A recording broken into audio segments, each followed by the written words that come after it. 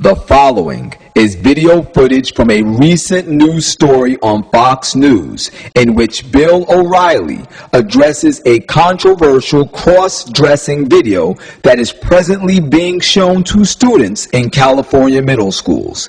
Please pay close attention. But first, another controversial California lesson plan in public schools. Some middle and high school students apparently being shown films produced by a gay media group in San Francisco, including this one about cross-dressing.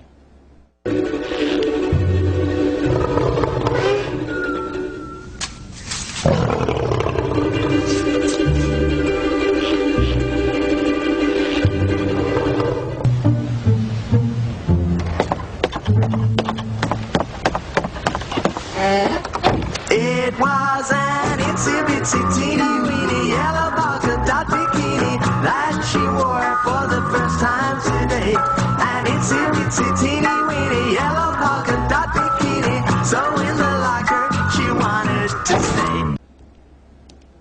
Brilliant. Joining us now from Charleston, South Carolina, Fox News analyst Margaret Hoover. And here in the studio, Fox and Friends co-anchor Gretchen Carlson. You know, people who live in other parts of the country, and they're going, are you kidding me? We're not kidding you, ladies and gentlemen. California public schools, all right? Here's the point. Students sit there. Here it is. Now, I guess it's the tolerance thing again, right? Oh, come on. Well, that's why, that's how it's being marketed. Okay, but let's walk through it. It's being marketed by the California public school authorities as teaching their students to be tolerant of all lifestyles, including this person wearing women's clothes. He's a guy. Right. That's what the intent is, correct? Well, the problem is, and first of all, nothing against gays, lesbians, or transgender people, but there's a time and a place for everything. And I do not believe the time and the place for a child to learn about this is elementary school, middle school, even yeah. middle school. Middle school. And number one, the time and the place should be for the parent to tell the child about these specific things if they so choose. Why is it always that the parent has to opt out of these particular programs at school? And by the way, in this California case, the parents didn't even know about these videos. Yeah, they just dropped down the kids. Can you imagine that? If you're, I don't know how you'd feel about your kids seeing this at school without your knowledge, but I would be outraged. Well, I'm not happy about this at all, Hoover, because, again, it's a social engineering project in the public schools. The parents don't know about it. I don't want cross-dressers to have a hard time in their lives. I certainly don't want any bullying of gay people, and I think it's a problem, and I think it has to be addressed by the school authorities. But you're basically social engineering. You're not teaching anymore. Am I wrong? Right. No, you're right. And also, sexuality studies has no place in an elementary, middle school, or high school curriculum. That's like an elective in college. This is not to be taught in our public schools. But they have sex ed all day long in public schools now. They have sex ed all day long. Right, and you know what? And that's why, you know what, not all day long, but they need to be teaching kids the Gettysburg Address and the American presidents, and you know what, the California kids could take a lesson in finance or two, and maybe their state legislatures would learn how to balance their budget. But let's deal with reality. I mean, this is the problem. Hoover. Let's deal with reality. They have sex ed.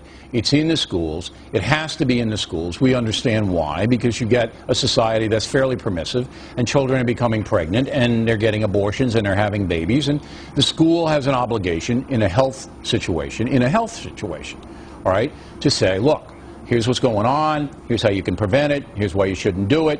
The Congress is going to pass more abstinence money that drives the left crazy, but that's happening. But this, Hoover, this is social engineering. This is basically saying, look, you kids, there are cross-dressers, and you should be accepting of them.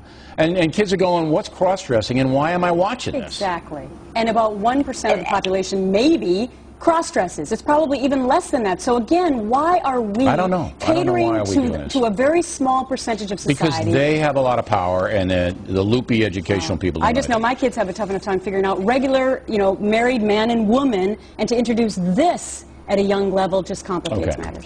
Hoover, you went to Stanford University, right? No, I didn't. I went to Bryn Mawr College. Oh, Bryn Mawr in Philadelphia. I thought you went to Stanford. Okay. I did. You went to Stanford. I'm sorry. I got the culture warriors mixed up. It confuses the culture warriors. Yeah. Carlson went there. You went to Bryn Mawr. If you have not yet been absolutely brainwashed by the New Age movement's spiritualist agenda, then right now you are probably appalled by what you just saw. But what is even more appalling is probably what you didn't see. If you sided with the comments made by Bill O'Reilly, then unfortunately, my friend, you've just been duped.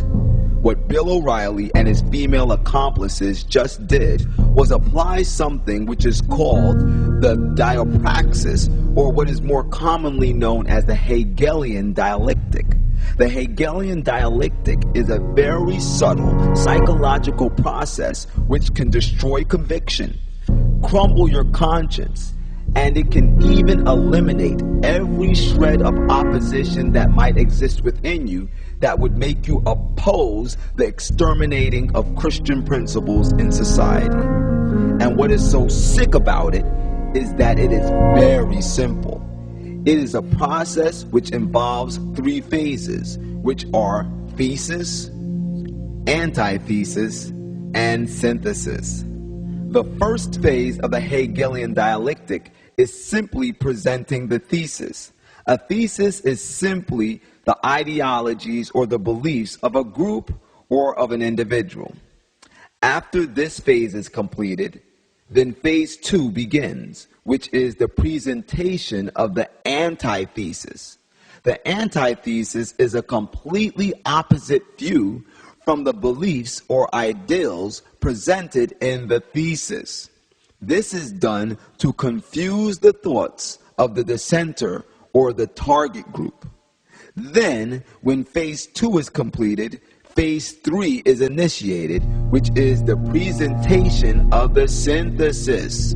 The synthesis is a compromise between the two radically opposed ideals or beliefs that were presented in the thesis and the antithesis, which brings about a completely new belief system. A completely new belief system which is more than readily accepted by the dissenter or the dissenting group, because it relieves the confusion that was on their mind, and unknowingly now they compromise their own belief system. This process is then repeated a number of times until the dissenter or the dissenters finally give up and accept a new belief system without any more dissent at all.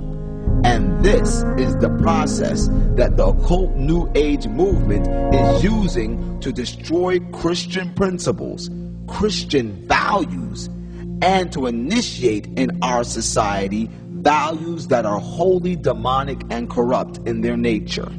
Now, let's revisit O'Reilly's cross-dressing story, and I'll show you how O'Reilly is an absolute pro at applying the Hegelian dialectic.